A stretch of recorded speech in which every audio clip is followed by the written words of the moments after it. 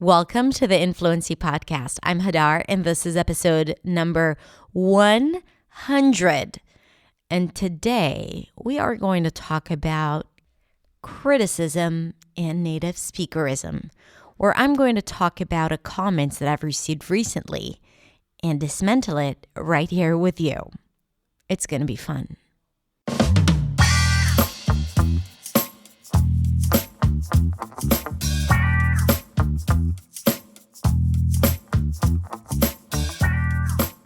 Hey everyone, it's Hadar. Thank you so much for tuning in for another episode, and this one is going to be fun.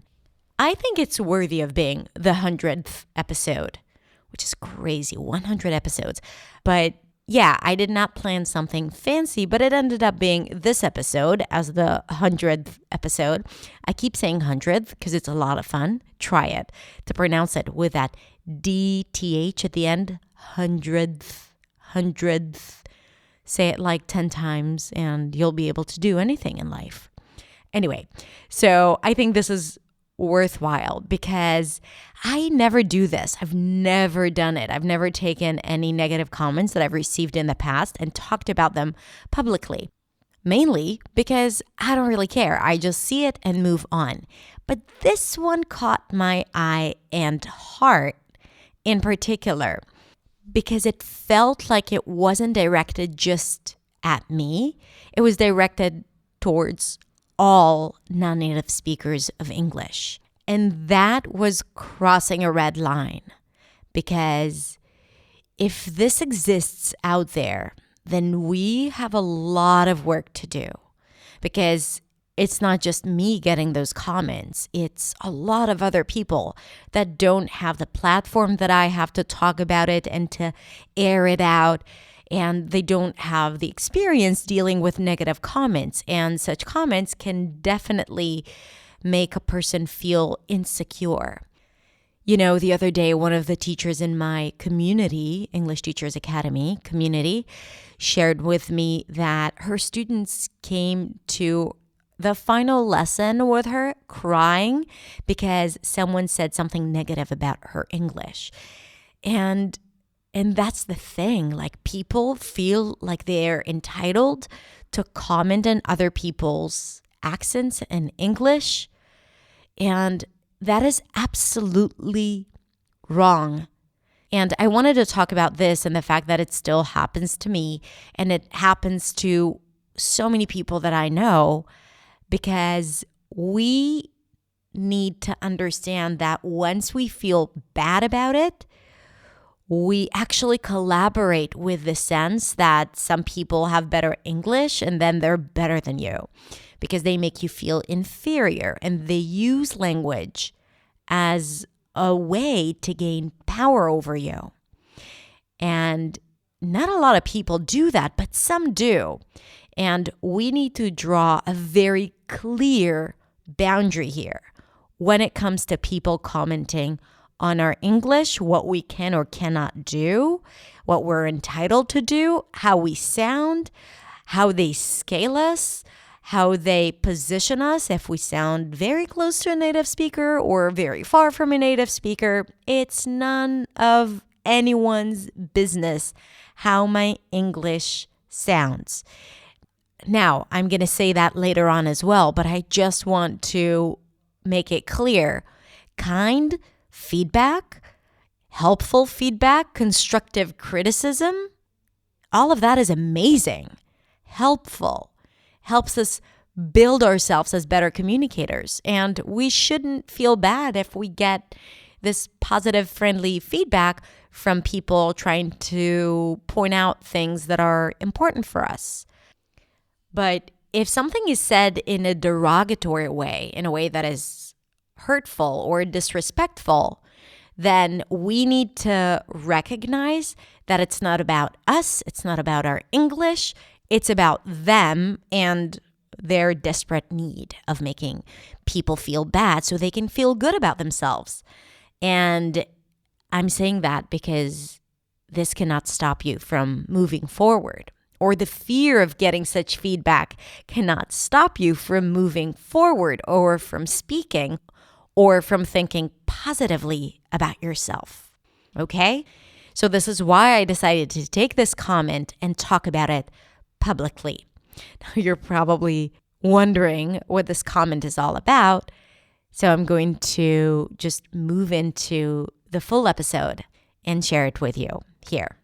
And once you're done, don't forget to first subscribe to my podcast if you haven't yet, and come on over to Instagram and tell me what you think.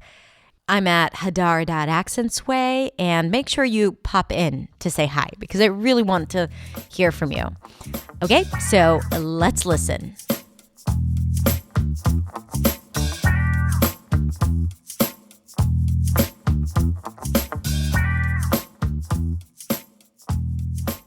Are you concerned about being criticized for your English, being judged for your pronunciation, grammar, and maybe made fun of your cute little accent? If that's the case for you, then I want you to know that I totally get you. As a non-native speaker of English and a public one, teaching English and teaching pronunciation, I can tell you that I've had my share of comments from people who think that I simply don't do a good enough job teaching and speaking English. And they made a point of telling me what I'm doing wrong.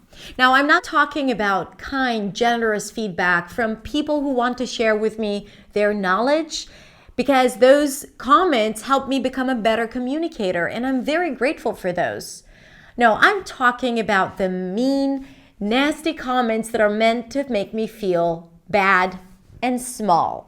Now, in the past, I used to let those comments affect me and I would get hurt. But these days, these comments just make me laugh and I just keep going. Sometimes I comment something funny on them. But recently, I received this comment that I decided not to move on and to bring it here and discuss it here.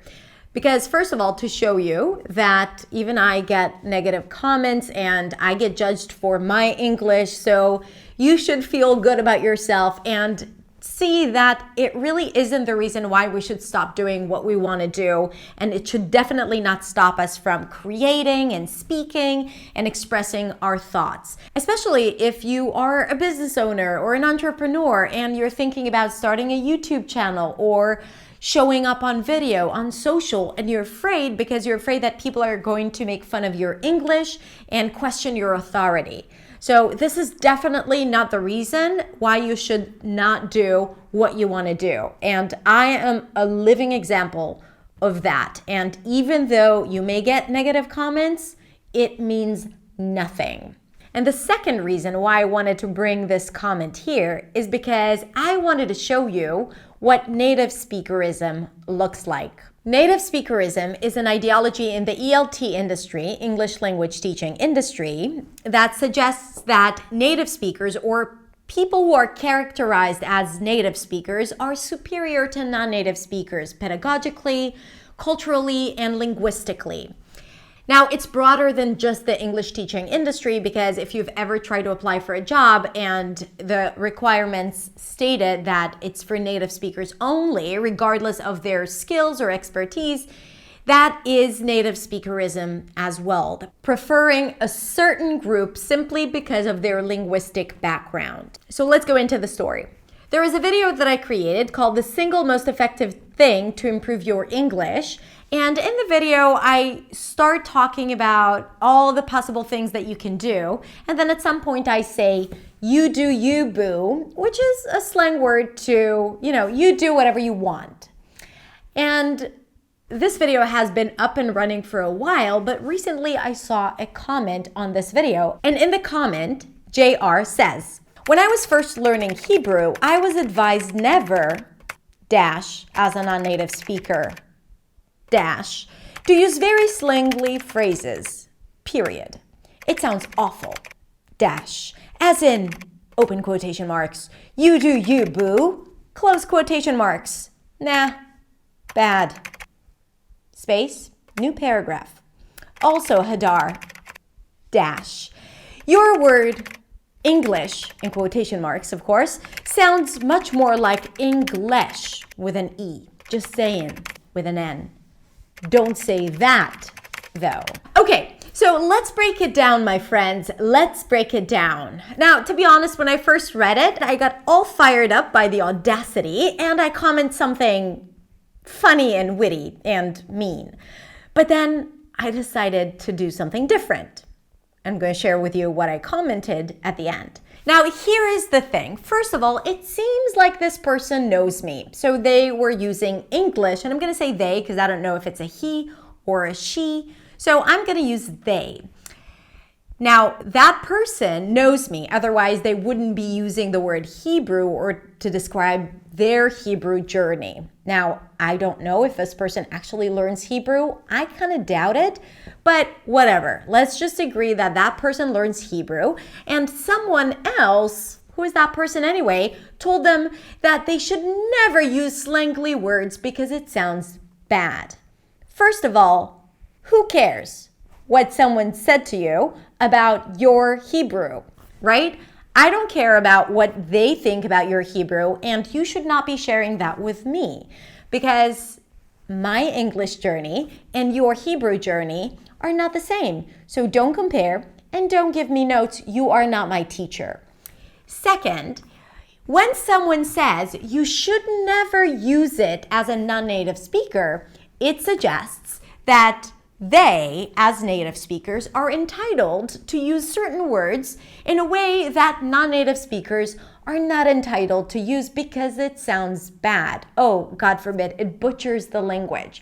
So we cannot use a certain set of words because we are not culturally immersed, like slang words. Now that, my friends, is native speakerism, the assumption that only a select group of people can use the language fully, and others cannot because it sounds bad. Now, it doesn't sound bad because I pronounced it wrong.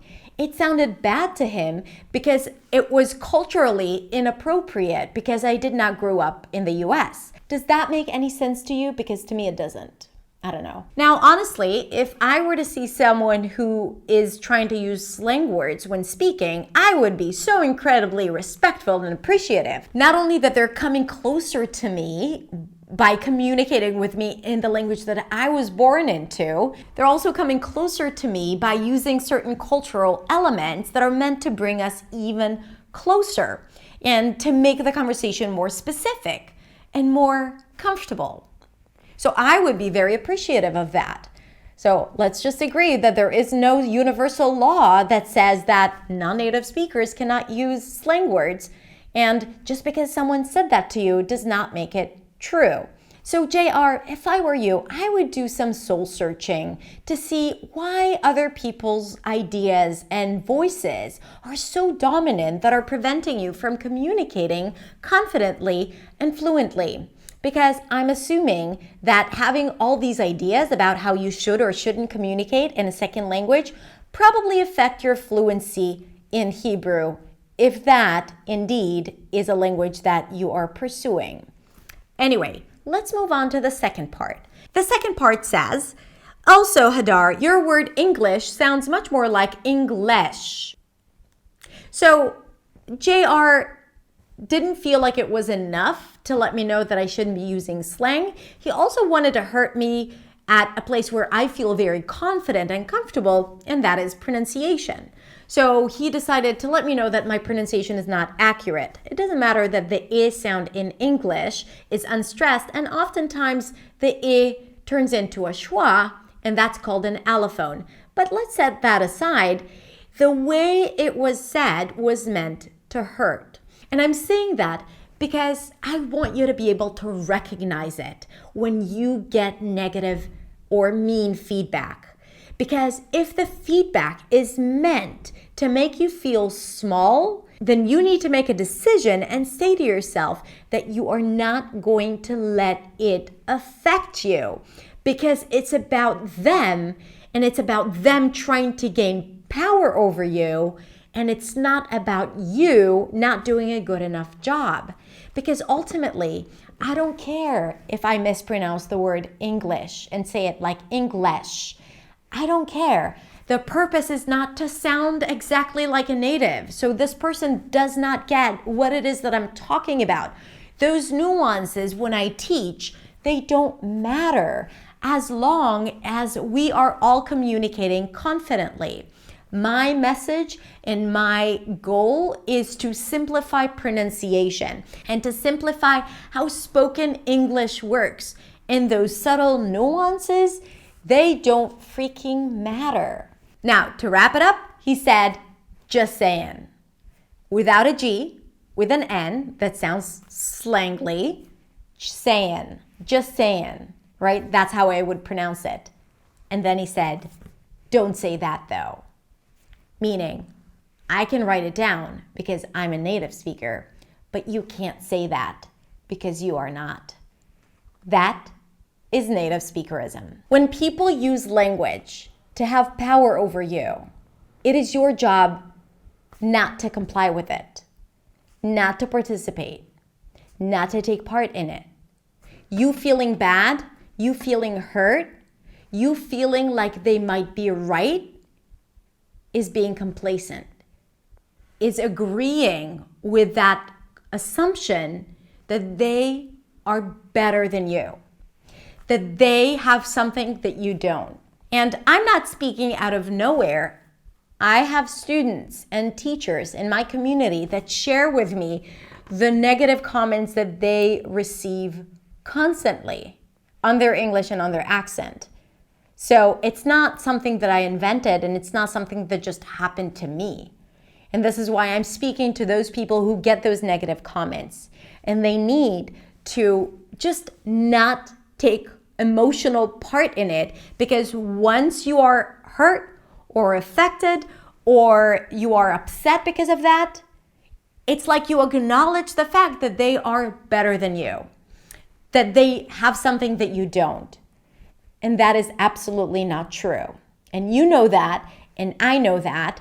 It's just, don't let that ritual or that habit happen to you again next time you come across such situation. And here's another thing. I don't see English as something that belongs to native speakers or to non-native speakers. A language does not belong to anyone, and no one needs permission to use English one way or another. English is a language, and as a language, it is fluid and flexible, and it's designed to be molded into something new by the mouth of the person who uses it. Now, of course, we want to be clear, and of course, we want to use English in a certain way that optimizes our communication. This is why I'm so passionate about pronunciation. But there is a difference between pronunciation and using the language properly and using the language to belong somewhere, because I already feel like I belong, and I don't need anyone telling me that I sound like a native or that I don't sound like a native, or giving me permission to use slang words or approving my pronunciation. And neither should you. Oh, and by the way, here is what I responded to him. Here is what you don't understand. I'm not trying to get into your team. I am the team.